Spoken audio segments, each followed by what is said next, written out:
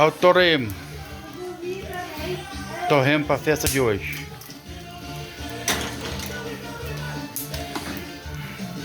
Torresmo não, pelinha, né? É pé. É torresmo.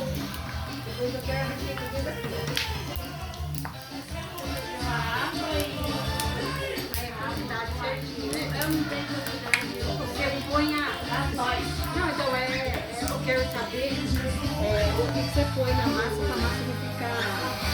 Terceira leva de festa junina de semana.